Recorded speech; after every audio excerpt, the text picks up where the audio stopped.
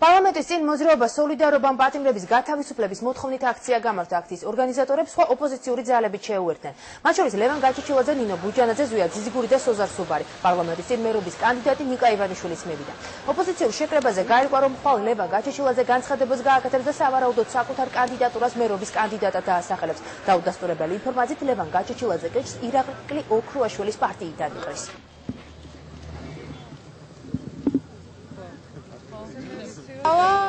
დავითაშვილი და იმ კაცრაჯანოვიჩი კიდე ერთი გადავწყვეტავთ რას გავაკეთებ. არანაირი გადაწყვეტილება არ მემეღია. კი, ხვალ გავაკეთებ განცხადებას.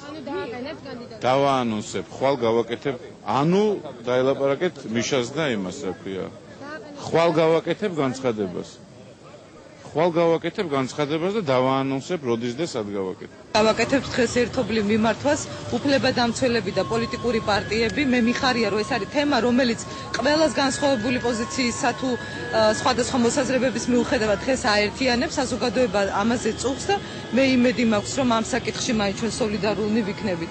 ჩვენ ხელისუფლებას მივმართავთ და კონკრეტულ მოთხოვნას დაუყენებთ დღეს, რომ დაიწყოს პოლიტპატიმრების განთავისუფლება და ეს უნდა მოხდეს ხვალინდელი დღიდან დაწყებული, რა თქმა უნდა, კანონით დადგენილი წესით. ჩვენ გავაგრძელებთ ამ ადამიანების გვერდით დგომას, გავაგრძელებთ ბრძოლას იმისათვის, რომ ქვეყანაში აღარ იყვნენ პოლიტპატიმრები, რომ ქვეყანა რეალურად დემოკრატიული და რეალურად თავისუფალი გახდეს.